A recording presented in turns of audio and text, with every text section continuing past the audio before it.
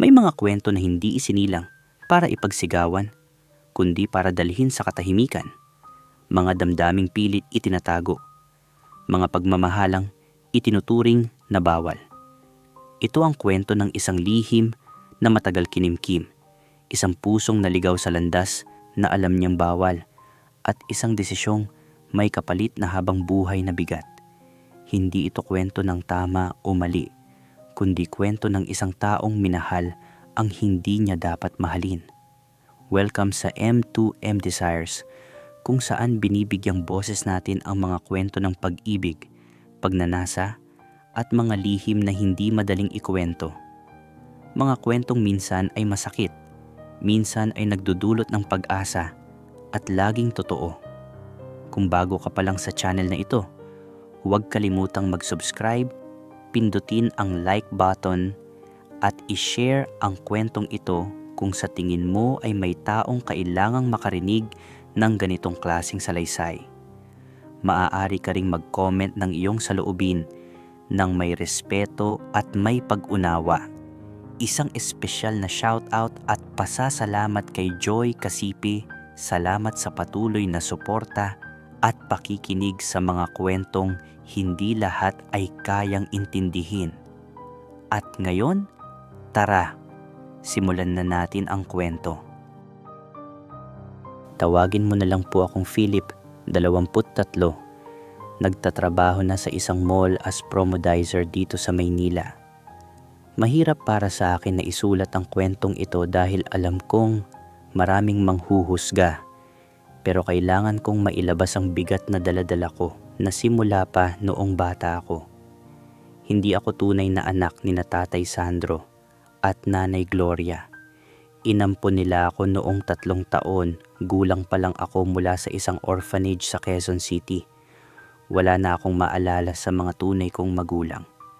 Ang tanging pamilya na kilala ko ay ang mag-asawang nag-alaga sa akin. Maaga kong nalaman na iba ako. Grade 5 pa lang ako.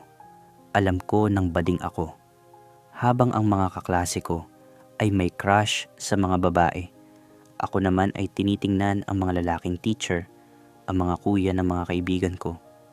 Hindi ko alam kung paano ipaliwanag noon, pero alam ko lang na lalaki ang gusto ko. Noong high school, nag-out na ako sa mga kaibigan ko. Tanggap nila. Pero sa bahay, hindi ko masabi. Takot ako. Takot na baka hindi ako tanggapin. Kaya nagtago ako. Nagpanggap. Pero si Tatay Sandro, parang alam niya. Kasi madalas niyang sabihin, Philip, kahit ano ka, kahit sino ka, mahal ka namin. Si Tatay Sandro ay may sariling construction business. 42 taon gulang siya noon. Matangkad, moreno, matipuno dahil sa mabigat na trabaho. Ang gwapo niya, Kuya Will. Yung tipong kapag naglalakad siya, lahat ng tao ay napapatingin. Mabait siya, mapagmahal, at ginawa niyang kompletong tahanan ang bahay namin. Pero noong mag-college na ako, nag-iba na ang nararamdaman ko. Hindi na paghanga lang bilang anak. Nagsimula akong ma-attract sa kanya. Napapansin ko na ang mga bisig niya kapag nakasando lang. Ang bango niya, Old Spice at sweat mula sa trabaho. Ang ngiti niya na parang umabot sa puso ko. Ang boses niyang malalim na parang dumadaan sa balat ko. At ang pinaka nakakapagpatulala sa akin ay kapag naka-boxer lang siya sa bahay. Natutulala ako pag nakikita ko ang nakaumbok na pasantol ni Tatay Sandro. Sinubukan kong itago. Nag-date ako ng ilang lalaki. Nagka-boyfriend ako ng isang beses. Pero hindi gumana. Lagi ko pa rin siya naiisip. Lagi ko pa rin siya ang hinahanap. Alam kong mali. Tatay ko siya. Pero sa gabi, mag-isa sa kwarto ko, siya ang naiisip ko habang hinahawakan at pinaliligaya ko ang sarili ko. Siya ang mukha na nakikita ko. Siya ang pangalan na binubulong ko sa dilim. At tuwing nangyayari iyon, umiiyak ako pagkatapos dahil alam kong hindi pwede, hindi dapat. Pero ang puso ko, Kuya Will, hindi nakikinig sa utak ko. Hanggang sa isang gabing nagbago ang lahat. Third year college na ako noon. mga 20 years old. May malaking project kami sa class at kailangan kong magpuyat. Around 2 a.m. na, nag-break na lang ako at bumaba sa kusina para kumuha ng tubig. Naroon si Tatay Sandro, nakaupo sa dining table. May hawak na beer at nakatingin sa kawalan. Nakapambahay lang siya, sando na nakafit sa katawan niya at boxer. Kitang-kita ang mga muscles ng braso niya, ang broad shoulders, ang matigas na dibdib na tumatama sa manipis na tela. Sa edad niya, ang ganda pa rin ng katawan niya. "Gising ka pa pala, anak," sabi niya at ngumiti. Pero napansin kong may lungkot sa mga mata niya. "Thesis po, tay. Kayo po. Bakit gising pa kayo?" Huminga siya ng malalim. "Wala. Hindi lang makatulog." Nag-alok siya ng upuan. "Samahan mo na ako." Naupo ako sa tapat niya. Matagal ko nang napapansin na may problema sa kanila ni nanay. Madalas nang mag-away tungkol sa trabaho, sa pera, sa oras na hindi nila magkasama. May doktor na colleague si nanay sa hospital na palaging topic nila. Madalas nang umuwi ng hating gabi si nanay. O hindi na umuwi. "May problema po ba kayo ni Nay?" tanong ko. Tumingin siya sa akin. Nakita kong pagod na siya. "Philip, matanda ka na. Hindi ko na kailangang itago sa'yo. Lumalayo na ang nanay mo sa akin. May iba na siya." Nanlamig ako. Hindi dahil sa sinabi niya, kasi alam ko na iyon, kundi dahil sa paraan ng pagtingin niya sa akin. Parang nakikita niya akong katulad niya. Kapareho niyang nasasaktan. Kapareho niyang nag-iisa. "Pasensya na kung narinig mo yan," dugtong niya. Hindi ko dapat sinabi. "Hindi po. Salamat po sa pagtiwala sa akin," sagot ko. At hindi ko alam kung bakit hinawakan ko ang kamay niya sa ibabaw ng mesa. Natigilan siya. Tumingin sa kamay ko na nakapatong sa kanya. Mainit ang palad niya. Magaspang dahil sa trabaho. Pero ang sarap ng pakiramdam. At sa mga segundong iyon, may kuryenteng dumaan sa pagitan namin. Tumingin siya sa akin. Diretso sa mga mata ko. At nakita ko roon ang isang bagay na hindi ko inaasahan. Pagnanasa, takot, kaguluhan.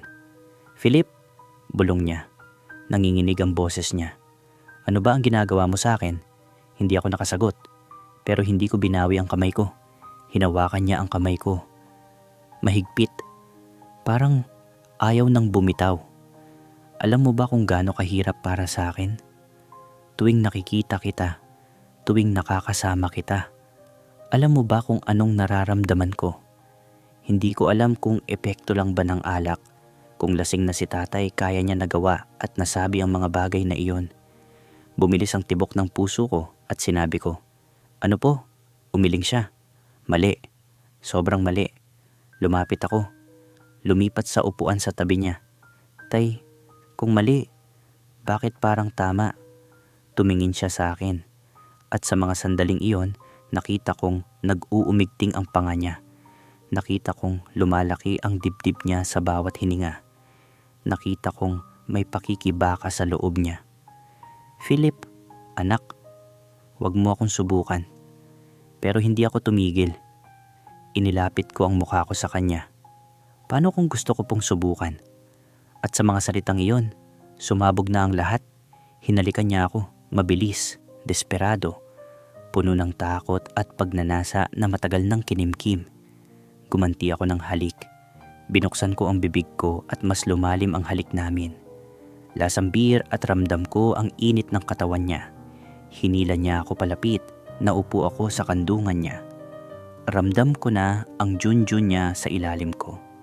At sa halip na matakot ako, lalo akong na-excite. Hinawakan niya ang bewang ko. Ang kamay niyang malalaki at magaspang ay dumausdos sa ilalim ng shirt ko. Hinaplos niya ang balat ko, ang tiyan ko, ang dibdib ko. At sa bawat haplos, parang nasusunog ang balat ko. "Putya, Philip," ungol niya sa pagitan ng halik. Alam mo ba kung gaano ko katagal na gustong gawin to? Humiwalay ako ng kaunti, tumingin sa kanya. Gaano po katagal? Matagal na. 2 taon na. Simula noong magkaedad ka. Umiyak ako. Pero hindi dahil sa lungkot. Dahil sa saya. Dahil alam kong hindi lang ako ang may nararamdaman. Tay, mahal ko po kayo. Natigilan siya. Tumulo ang luha niya. Mahal din kita, Philip, mahal na mahal. At sa mga tao na nagdaan, ikaw lang ang nagpapaalis ng lungkot ko. At muli kaming naghalikan. Pero ngayong mas matindi, mas malalim. Tumayo siya habang buhat ako. Dinala niya ako sa kwarto niya. Kuya Will, pagpasok namin sa kwarto niya, dahan-dahan niyang ibinaba ako sa kama. Ang kama na laging natutulugan niya kasama si nanay. Pero sa gabing iyon, wala akong pakialam. Wala kaming pakialam. Inalis niya ang shirt ko. Dahan-dahan. Parang pinag-aaralan ang bawat parte ng katawan ko. Ang mga mata niyang puno ng pagnanasa ay tumitig sa dibdib ko, sa tiyan ko, sa lahat ng parte na matagal na niyang gustong makita. Ang ganda mo, bulong niya. Sobrang ganda mo, Philip. Hinubad ko rin ang suot niya. At nang makita ko ang katawan niya ng buo, halos huminto ang hininga ko. Sobrang lalaki niya pagmasdan. Ang lakas ng appeal niya. May kaunting taba sa tiyan, pero kitang-kita pa rin ang muscles. Ang broad chest niya na may kaunting buhok. Ang mga bisig niyang puno ng ugat. Hinaplos ko ang dibdib niya. Ramdam ko ang tibok ng puso niya. Mabilis, tulad ng sakin. Hinimas ko ang tiyan niya, ang mga muscles na kumikilos sa ilalim ng kamay ko. Hinalikan niya ako muli. Bumaba ang mga labi niya sa leeg ko. Umungol ako. Ang sarap ng pakiramdam. Bumaba pa ang mga halik niya. Sa dibdib ko, sa tiyan ko, hanggang sa baywang. Tumingin siya sa akin. Parang humihingi ng permiso. Tumango ako at dahan-dahan niyang binaba ang suot ko. Naroon na ako.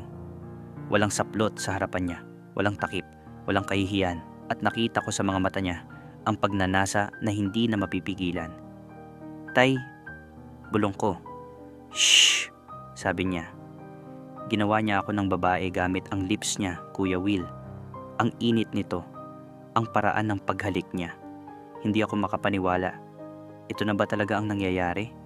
Si Tatay Sandro ba talaga ang gumagawa nito sa akin? O baka dulot lang ito ng kanyang kalasingan at iniisip niya ako si nanay? Umungol ako. Hinawakan ko ang buhok niya. Hinila. At lalo siyang bumilis. Hanggang sa hindi ko na napigilan, sumabog na ang aking pagmamahal. Pagkatapos, umakyat siya. Hinalikan ako. Philip, sigurado ka ba? Tanong niya. Kasi kapag itinuloy natin to, wala nang babalik sa dati. Hinawakan ko ang mukha niya. Sigurado po ako, Tay. Ikaw lang ang gusto ko. Kayo lang. Tumango siya. Kumuha siya ng lubricant at protection sa drawer niya. At alam kong ngayon na mangyayari na. Pinahiga niya ako. Tahimik ang kwarto. Tanging hininga lang namin ang maririnig. May malamig na dampi sa balat ko. Nakakagulat sa umpisa. Pero maya-maya ay naging pamilyar. Parang pinapakalma ko. Masakit sa simula. Hindi ko itatanggi. Parang may bahagi sa akin na pilit binubuksan. Hindi lang ang katawan, kundi pati ang loob ko. Napapikit ako. Pilit hinahabol ang hininga. Okay ka lang ba? Mahinang tanong niya. Opo, sagot ko. Kahit nanginginig ang boses. Kaya ko po. Huminto siya sandali. Parang binibigyan ako ng oras. Hinawakan niya ang kamay ko mahigpit.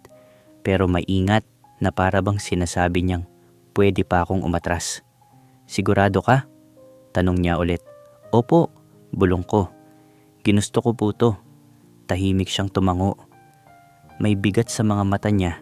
Halo ng takot, pag-aalinlangan, at isang damdaming hindi na namin pinangalanan. Hindi ko na idedetalye ang sumunod, Kuya Will. Ang alam ko lang, may mga sandaling gusto kong umatras. Pero mas malakas ang kagustuhan kong manatili. Masakit, oo. pero may kung anong init na unti-unting pumalit, isang pakiramdam na bago at nakakalito. Hinintay niya akong masanay, walang pagmamadali. Parang pareho naming alam na isang maling hakbang lang at guguho ang lahat. Sandali lang, bulong niya. Nandito lang ako at doon ko naramdaman kung gaano kabigat ang desisyong ginawa ko. Pagkatapos, pareho kaming nakahiga. Parehong tahimik, parehong hinihingal. Hinila niya ako palapit, niyakap mula sa likod. Walang salita, walang pangako. Salamat, mahina niyang sabi. Salamat din po, sagot ko, kahit hindi ko sigurado kung ano ba talaga ang pinasasalamatan ko. Ang sandali o ang tapang na pinilit kong hanapin. At sa gabing iyon, magkayakap kaming natulog. Hindi payapa, hindi rin buo. Dalawang tao na alam na may nagawa silang hindi na mababawi at walang kasiguraduhan kung paano babangon kinabukasan. Kuya Will, kinaumagahan, nagising ako sa tabi niya. Nakaakbay ang braso niya sa akin. Ang saya ko. Pero pagmulat niya ng mga mata, nakita kong may takot, may guilt. Philip, sabi niya, ano bang ginawa natin? Hinalikan ko siya. Ginawa natin ang dapat mangyari. Matagal na. Pero mali to. Tatay mo ako. Hindi kayo tatay ko sa dugo. At kahit ano pa yan, mahal ko kayo. Yumakap siya sa akin. Mahigpit. Pucha, bakit ba kita minahal? Bakit kailangan ikaw pa? Dahil destiny po. Dahil tayo ang para sa isa't isa. Napangiti siya ng pilit. Destiny? Kasalanan to, Philip. Kasalanan man o hindi, wala na akong pakialam. Gusto ko kayo. At gusto niyo rin ako. Tumango siya. Oo, gusto kita. Mahal kita. Pero si Gloria, wala na po siya sa inyo, tay. Matagal na. May iba na siya. Pero asawa ko pa rin siya. Pangalan lang po yan sa papel. Pero sa puso, wala na. Hindi na siya sumagot. Pero alam kong tama ako. Kaya nagdesisyon kaming magtago. Maging lihim. Tuwing wala si Nanay Gloria, na mas madalas nang wala dahil nasa doktor niya. Kami naman. 3 buwan kaming ganoon, Kuya Will. 3 buwang puno ng ligaya. Tuwing umaga, magkasama kaming mag-almusal. Magkahawak kamay. Naghahalikan kahit nag-aalmusal lang. Tuwing gabi, magkasama kaming nanonood ng movie, nakakadel, hawak ang isa't isa. At tuwing mayroon kaming pagkakataon, pinapaligaya niya ako. Minsan sa kwarto niya, minsan sa kwarto ko, minsan sa banyo, minsan sa sala habang nanonood ng TV. Naging expert na siya sa katawan ko. Alam niya kung saan ako gusto hawakan. Alam niya kung paano ako uungol. Alam niya kung paano ako papatigilin ng hininga. At ako naman, natuto rin. Natutong magbigay ng pleasure. Natutong gumamit ng bibig ko. Natutong sumunod sa init ng sandali. Natutong maging babae niya sa lahat ng paraan. Pero ang pinakagusto kong posisyon ay missionary. Dahil nakikita ko ang mukha niya. Nakikita ko ang pagmamahal sa mga mata niya tuwing pumapasok siya. Nakikita ko ang sarap na nararamdaman niya. At ramdam ko ang pagmamahal niya sa bawat halik, sa bawat haplos, sa bawat bulong niya. Pero ang lihim ay hindi mananatiling lihim magpakailanman. Isang gabi, umuwi si Nanay Gloria ng mas maaga. Hindi niya sinabi na uuwi siya. Nasa sala kami ni Tatay Sandro, nakakadel, nanonood ng Netflix. Naka-boxers lang si Tatay. Naka-shorts lang ako. Nakahawak ako sa braso niya. Nakahiga kami sa sofa. Pumasok siya, nakita niya kami. At tumigil ang mundo. Ano? Ano to? Tanong niya. Nanginginig ang boses niya. Tumayo kami agad. Lumayo sa isa't isa. Gloria, wala yan. Nanonood lang kami, sabi ni Tatay. Pero lumapit si Nanay. Tumingin sa amin. At nakita niya ang mga mata namin. Ang takot, ang guilt. At alam kong naintindihan niya na. Ano bang nangyayari dito? Sandro, bakit ka naka-boxers lang? Philip, bakit ganyan kayo? Nanay, na-misinterpret niyo po. sabi ko. Pero tumingin siya sa sofa. Nakita niya ang kumot. Nakita niya ang lubricant sa tabi. Nakalimutan naming itago. At doon na niya na-confirm ang lahat. Diyos ko, Diyos ko, Diyos ko. Umupo siya. Tumutulo ang luha niya. Ilang buwan na kayong ganito? Walang sumagot. Ilang buwan? 3, sagot ni tatay. 3 buwan. Tumayo si nanay. Lumapit sa amin. At sinampal si tatay. Malakas. Namula ang pisngi niya. Putya Sandro, ang anak natin. Ang anak natin. Hindi siya anak natin sa dugo, Gloria. Pero inampon natin siya, pinalaki natin. At ginawa mong ginawa mong kabit. Hindi kabit, mahal ko siya. Napatigil si nanay. Tumingin kay tatay. Mahal? Mahal mo? Yung bata? Yung anak mo? Oo, mahal ko. At mahal niya rin ako. Tumingin si nanay sa akin. Totoo ba yan, Philip? Mahal mo ang tatay mo?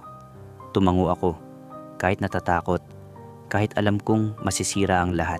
Opo, mahal ko po siya. Sinampal din niya ako. Mas malakas pa.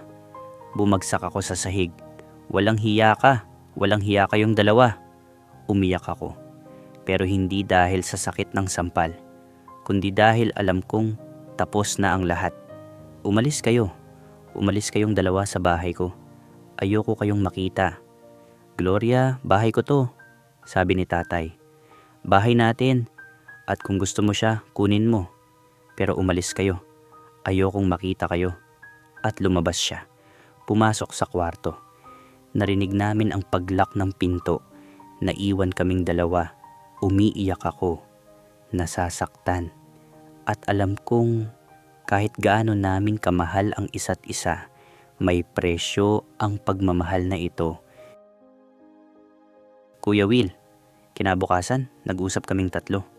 Umupo sa dining table. Walang kumakain, walang umiinom. Naghihintay lang kung sino ang magsasalita. Philip, sabi ni nanay. Malamig ang boses niya. Aalis ka ba o mananatili? Tumingin ako kay Tatay Sandro.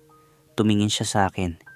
Kung mananatili ka, dugtong ni nanay, hihiwalay ako kay Sandro. Mag-file ako ng annulment at hahatiin natin lahat. Pero hindi na kita anak, hindi na kita kilala. Gloria, wag mo naman siyang ganyanin. Sabi ni tatay, tumahimik ka Sandro. Kausapin ko lang si Philip. Tumingin ulit siya sa akin. Kung aalis ka, kalimutan na natin ang lahat ng nangyari. Magsisimula tayong muli bilang pamilya. Pero kailangan mong kalimutan si Sandro. Kailangan mong lumayo. Umiyak ako. Paano ako pipili? Paano ako magtitiwala sa 2 bagay na mahalaga sa akin? Pero tumingin ako kay Tatay Sandro. Nakita ko ang pagmamahal sa mga mata niya. Pero nakita ko rin ang takot. Takot na mawala si nanay. Takot na masira ang buhay ko. Takot na maging dahilan siya ng pagsira sa pamilya. At doon ko napagtanto. Kahit mahal niya ako, hindi niya ako pipiliin. Hindi dahil hindi niya ako mahal, kundi dahil mas mahal niya ang tama. Aalis po ako, sabi ko. Nanginginig ang boses ko. Aalis po ako, nanay. Nakita kong naluha si tatay, pero hindi siya umimik. Mabuti naman, sabi ni nanay. Mag-impake ka na, bukas umalis ka na. Tumayo ako, umakyat sa kwarto. Nag-impake ng mga gamit ko. At habang inaayos ko ang mga damit ko, pumasok si Tatay Sandro. Philip, sabi niya. Tumingin ako sa kanya. Tay, okay lang po. Maintindihan ko. Hindi okay. Putya. Lumapit siya, yumakap. Mahigpit. Mahal kita. Alam mo yan. Pero hindi ko kaya. Alam ko po. Hindi niyo po kaya. Kasi tama kayo. Kasi dapat lang yan. Pero mahal kita. Mahal ko rin po kayo. Pero minsan, hindi sapat ang pagmamahal para gawing tama ang isang bagay. Humiwalay siya. Hinalikan ako sa noo. Magiging okay ka. Magiging successful ka. Makakahanap ka ng taong mamahalin ka ng malaya. Nang tama. Kayo rin po, tay. Magiging okay din kayo. Pero pareho kaming alam na hindi totoo. Pareho kaming alam na may sira na sa loob namin na hindi na kailanman magiging buo. Kinabukasan, umalis ako. Sumama sa apartment ng kaibigan ko. Hindi ako lumingon. Hindi ko siya tiningin dahil alam kong kapag tumingin ako, hindi ako makakaalis. 3 taon na ang lumipas mula noon. 3 taong puno ng pagsubok. Nakagraduate ako. Nagtrabaho. Bumukod. Naging independent. Pero sa loob-loob ko, nasasaktan pa rin. Tuwing mag-isa ako sa gabi, iniisip ko pa rin siya. Ang mga halik niya, ang mga yakap niya, ang pakiramdam ng katawan niya sa ibabaw ko, ang mga bulong niyang, mahal kita. Nag-date ako ng ilang lalaki. Naging boyfriend ko si Blake, 26 years old. Mabait siya, gwapo. Pero tuwing ginagalaw niya ako, si Tatay Sandro pa rin ang naiisip ko. Kaya, hindi tumagal. Nasaktan ko si Blake. Nasaktan ko ang sarili ko. Isang araw, tinext ako ni Tatay Sandro. Philip, pwede ba tayong magkita? 3 taon kaming hindi nag-usap. 3 taong walang communication. Pero sa text na yon, nanginig ang kamay ko. Hindi ako sumagot. Pero tinext niya ulit.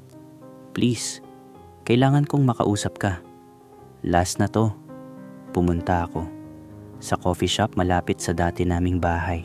Nandoon na siya pagdating ko, mas payat, mas matanda ang itsura. May uban na sa gilid ng buhok. Pero sa tingin ko, gwapo pa rin. Umupo ako sa harap niya, walang bati, walang ngiti. Kumusta ka na? Tanong niya. Okay lang po. Kayo po? Okay din. Nag-file na ng annulment si Gloria. Tapos na kami. Napatigil ako. Talaga po? Oo. Nakipaghiwalay na siya. Kasama na niya yung doktor niya. Masaya sila. Kayo po? Ngumiti siya ng mapait. Ako? Nag-iisa pa rin. Nagtatrabaho. Umuuwi sa bahay. Kumakain mag-isa. Natutulog mag-isa. Pero hindi dahil wala akong choice, kundi dahil wala nang ibang gustong mahalin kundi ikaw. Umiyak ako. Tay, wag ka pong ganyan. Totoo yan, Philip, mahal pa rin kita. Hindi pa rin nawawala. Kahit 3 taon na. Mahal ko rin po kayo, pero mali pa rin. Alam ko. Kaya nga hindi na ako humingi ng second chance. Gusto ko lang malaman mo na mahal kita. At salamat sa mga buwan na naging akin ka. Huminga ako ng malalim. Salamat din po. Salamat sa pagmamahal nyo. Tumayo ako. Pero kailangan ko na pong umalis. Philip, pasensya na po. Pero kailangan nating mag-move on.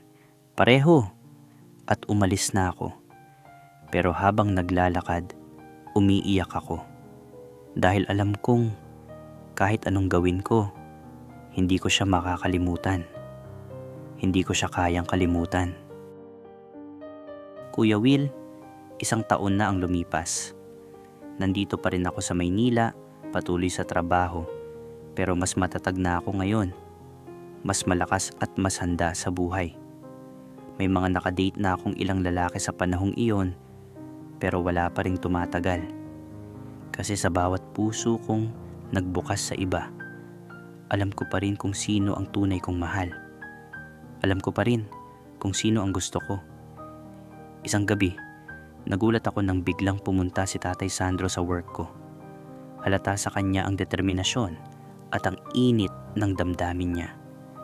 Philip, kailangan kong sabihin ito. Kailangan mong malaman. Simula niya. Tay, ano po ang ginagawa niyo dito? Tanong ko, halos hindi makapaniwala. Mahal kita. Mahal na mahal kita. Wala na akong pakialam kung mali. Wala na akong pakialam kung ano ang sasabihin ng iba. Gusto kitang makasama. Gusto kitang mahalin ng malaya. Sagot niya habang tinitingnan ako sa mga mata. Hindi ko na napigilan ang luha ko. Tay, bulong ko. Tapos na ang annulment. Walang hahadlang. Tayo na lang, kung tatanggapin mo pa ako, patuloy niya. Lumapit ako at yumakap ng mahigpit. Mahal ko po kayo. Kayo lang. Palagi, bulong ko habang niyayakap ang katawan niya at hinalikan niya ako sa pisngi sa harap ng mga katrabaho ko. Walang pakialam, walang hiya. Dalawang lalaking nagmamahal, tatay at anak noon. Pero ngayon, mag-partner na. Alam kong maraming magjo-judge, maraming magsasabi na mali, pero wala na kaming pakialam. Kasi ito ang pinili naming buhay. Ito ang pagmamahal na handa naming ipaglaban. Hanggang ngayon, Kuya Will, sekreto pa rin ang aming pagsasama. Sa karamihan ng kakilala namin, mag-ama pa rin kami. Ngunit sa bahay namin, sa buhay namin, magkasama kaming masaya, nagmamahala ng malaya. Kahit may mga araw na mahirap dahil sa tingin at opinyon ng iba, okay lang kasi mahal namin ang isa't isa at iyon ang pinakamahalaga. Salamat sa pagbasa ng kwento ko, Kuya Will. Sana maintindihan mo ng walang panghuhusga. Sana makatulong din ito sa iba na may pinagdadaanan at may komplikadong damdamin sa pag-ibig. Lubos na gumagalang, Philip. Philip, salamat sa pagtitiwala mo. Salamat sa katapangan mong ibahagi ang kwentong ito. Isang kwentong siguradong mahirap isulat at mas mahirap pang harapin. Hindi ko ikakailang habang binabasa ko ang sulat mo. Maraming emosyon ang dumaan sa akin. May sakit, may lungkot, may pagtataka, at higit sa lahat, may pagkakaunawa na kahit sa pinakakomplikadong sitwasyon, totoo pa rin ang nararamdaman ng isang puso. Pero Philip, kailangan kong maging tapat sa'yo. Ang pagmamahal, kahit gaano pa katotoo, ay may responsibilidad, may hangganan, may tamang oras, tamang tao, at tamang sitwasyon. Ang relasyon ninyo ni Sandro ay nagsimula sa isang lugar ng power imbalance. Siya ang nag-alaga sa'yo. Siya ang naging tatay mo. At kahit hindi kayo konektado sa dugo, may moral na responsibilidad pa rin siyang dapat sana iningatan. Hindi ako nandito para husgahan kayo, pero nandito ako para sabihin ang totoo. Ang pagmamahal na nakabase sa lihim, sa takot, at sa guilt ay mahirap na pundasyon para sa masayang kinabukasan. Ang aking payo, una, Philip, huwag mong gawin ang pagmamahal na ito ang kabuuan ng pagkatao mo. Ikaw ay higit pa sa relasyong ito. Mahalaga na mayroon kang sariling buhay, sariling pangarap, sariling identidad na hindi umiikot lang kay Sandro. Pangalawa, kung patuloy ninyong pipiliin ang isa't isa, kailangan ninyong harapin ang realidad. Hindi pwedeng lihim magpakailanman. Ang totoo, nakakasira ng mental health ang patuloy na pagtago. Maghanda kayo sa mga reaksyon ng lipunan, pero mas importante, siguruhing ang desisyon ninyo ay para sa inyo, hindi dahil sa takot, hindi dahil sa kawalan ng ibang opsyon. Pangatlo, magpakonsulta kayo. Magsalita sa therapist o counselor na makakaintindi ng inyong sitwasyon nang walang judgment.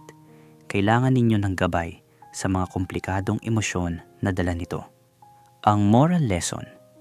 Sa mga nakikinig, ang kwentong ito ay nagpapaalala sa atin na ang pagmamahal ay hindi palaging sapat. Kailangan din ng respeto, ng boundary, ng tamang timing. Hindi lahat ng nararamdaman ay dapat sundin. May mga pagmamahal na kahit totoo ay may kapalit na hindi biro. Ang mental health, ang pamilya, ang kredibilidad, ang kapakanan ng dalawang tao. Pero higit sa lahat, ang kwentong ito ay nagtuturo na tayo ay tao. Nagkakamali, nahuhulog sa maling tao, sa maling panahon, at sa kabila ng lahat, karapat-dapat pa rin tayong mahalin, ng tama, ng malaya, ng walang takot. Sa inyo, mga listeners, ano ang masasabi ninyo sa kwento ni Philip? May payo ba kayo sa kanya? May similar experience ba kayo? I-share ninyo sa comment section. Pero tandaan, mag-comment tayo ng may respeto at pag-unawa. Lahat tayo ay may pinagdadaanan. At kung may kwento ka ring gustong ibahagi, maaari kang mag-email o mag-comment. Ang M2M Desires ay isang safe space para sa lahat ng lihim, lahat ng kwento, at lahat ng pag-ibig na hindi madaling intindihin. Huwag kalimutang mag-subscribe, Pindutin ang like button kung nakarelate kayo. I-share ang kwentong ito sa mga taong kailangan makarinig, mag-comment ng inyong saloobin, at i-on ang notification bell para updated kayo sa mga bagong kwento. Maraming salamat sa pakikinig. Hanggang sa susunod na kwento.